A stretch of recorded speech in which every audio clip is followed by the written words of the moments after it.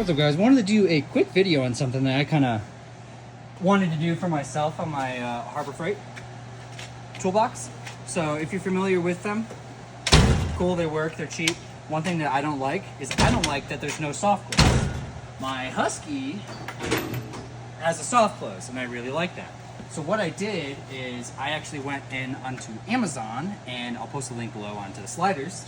And I've already kind of started the process because I wanted to check to make sure that everything worked. But what I did is I'm just going to be doing these ones right here because they're 50 bucks for a pair.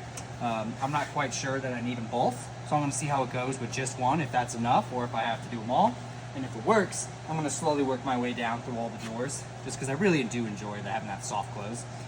Sockets aren't moving and all sorts of stuff. Even the magnetized ones, the wrenches, all of that, they move. So first off, what I did is I went ahead, there's a little rivet inside here once you do remove your drawers. And if you look on the side of them, there's just this little, let's see if I can grab one of these guys. Okay, so you're gonna open up your drawer and it's gonna come out like this. So basically what you're gonna see is this little tab that's right here. And they're backwards. One's on this way, the other one's just upside down. What you're gonna do that, you're gonna pull it down, just pull it out a little bit, get all four for the top one, and then you can just pull the whole entire drawer off. When you're in the drawer, there's just one little rivet that's up front right here. If you just drill that out and then you slide it down and then forward, hinge will come out. The box side is the same concept. There's one rivet that's in the front. Go ahead, drill it out, and then same thing. Lift it and then pull it out. You're gonna get your replacement one, assuming that you get the same ones that I do, okay? This may not work for all of them. Things are gonna be different, who knows? What I did is I took that hole that was already there, I drilled it out, and I put in a nut cert, one of these guys. Put my Allen head, it's gotta be low, pretty low to be able to clear everything. It just touches when it's loose, but when you tighten it, it pulls forward a little bit and clears.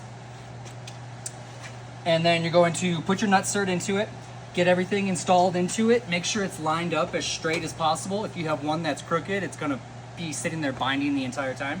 And you're going to install. Basically, just put that nut right into that new nut cert. Then you're gonna see that there's a few other places. You can put them all on, you can put one other one on, up to you. I'm just doing one other one. And so I'll get him lined up, bolted up, and then I'll put a mark.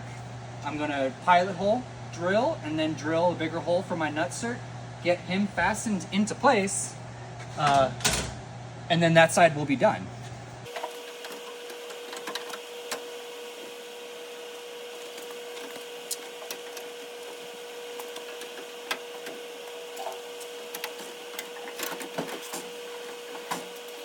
All right, guys, so I want to show you what I did on the drawer side. So that is the hole. You can kind of see the comparison between the two. This is where the rivet was down here. I just went ahead and drilled it open a little bit more and put in just a little quarter 20 Allen head. And then chose another one that's back here. There's a little square that's opening. The other ones use that to lock into place. I just went ahead and put them in right there because once you put weight on this, all the force goes down. It actually puts pressure onto that. There's a bunch of other holes. If you want to drill a new hole, do that. Sweet. All right, guys, that's as easy as it goes. Essentially, there's a few downsides behind doing this. They're both 20 inches in regards to the extended length and such, but the difference was the heavier duty one has a shorter base. You can kind of see the difference right here. So when they're fully extended, you do technically lose about 1.5 inches of travel. So just keep that in mind. What I do is I just put some spacers in the back, some little pieces of rubber that I had, and that way I can still grab everything as I need it, and I don't really lose too much space. But, you know, that's semi-loaded. I do notice that it actually glides easier than it did before. My assumption is, you know, it could just be the placebo effect. I think it's better because I put something better on there. Or it could be that since these guys are rated for more, they have more bearings put into them and the actual brackets themselves are a little bit larger. Maybe that's what's helping them. Don't know. I definitely noticed the soft close. It kind of catches right here at the end. I'm happy with it.